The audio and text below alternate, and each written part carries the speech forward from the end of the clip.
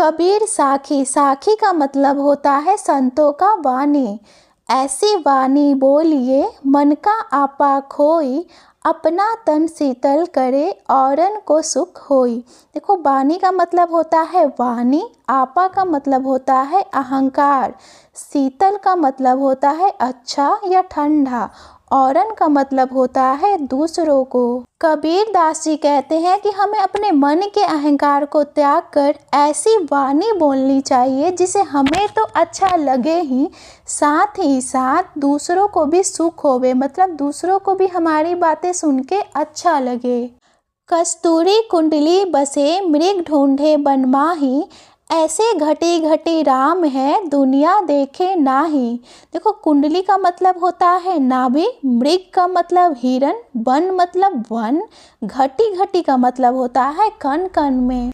देखो, जिस प्रकार हिरन कस्तूरी की खुशबू को पूरे जंगल में ढूंढते फिरता है, जबकि वह कहाँ होती है, उसकी नाभि में होती है, उसी प्रकार भगवान तो कण कण में है और हम उन्हें पूरी दुनिया में ढूंढते फिरते, मतलब ईश्वर हमारे हृदय में होते हैं, हमारे अंदर ही होते हैं। जब मैं था तब हरि नहीं, अब हरि है मैं नहीं, सब अंधियारा मिटी गया जब दीपक देखा माही। मैं का मतलब होता है अहंकार, हरि का मतलब भगवान, दीपक का मतलब क्या होता है, दीपक का मतलब होता है भगवान। जब तक मेरे अंदर अहंकार था तब तक भगवान नहीं थे, अब हृदय में अहंकार नहीं है तो इसमें प्रभु का वास है। जब परमेश्वर नामक दीपक के दर्शन हुए तो अज्ञान का विनाश हो गया। सुखिया सब संसार है खाए और सोवे, दुखिया दास कबीर है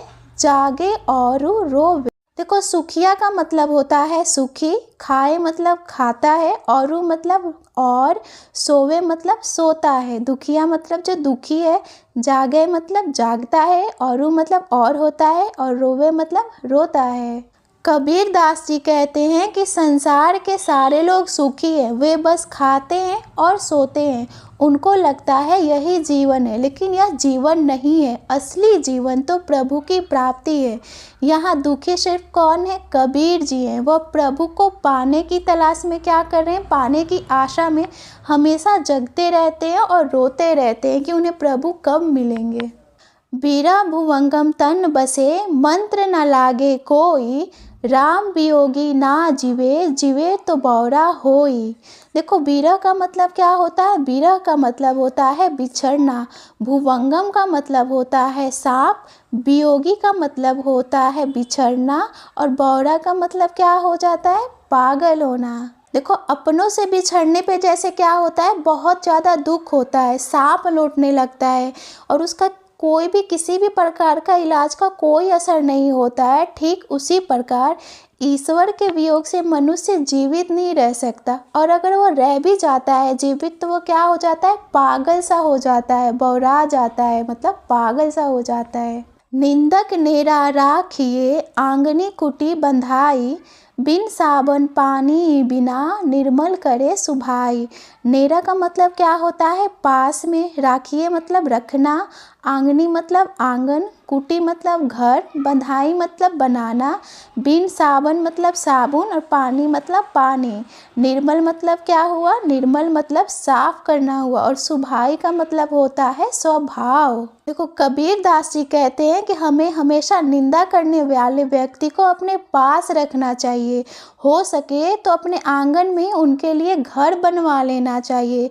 इससे हमारा स्वभाव बिना साबुन और पानी के ही साफ हो जाता है। पोथी पढ़ी पढ़ी जग मुआ, पंडित भया न कोई, एक असीर पीऊगी पढ़े सुपंडित होई। देखो, पोथी का मतलब होता है पुस्तक, किताब, मुआ का मतलब क्या होता है, मरना, पंडित का मतलब होता है ज्ञानी, भया मतलब बनना, असीर का मतलब होता है अक्षर, पीयू मतलब होता है ईश्वर प्रेम, और सु मतलब होता है वह। कबीर दास जी कहते हैं कि मोटी मोटी किताबें पढ़कर कई मनुष्य मर गए, लेकिन कोई भी मनुष्य ज्ञानी पंडित नहीं बन पाया। यदि किसी ने ईश्वर प्रेम का एक भी अक्षर पढ़ लिया होता तो पढ़ते ही वह ज्ञानी पंडित हो जाता। हम घर जाल्या आपना लिया मुरारा हाथी, अब घर जालो ताश का जे चलो हमारे साथी।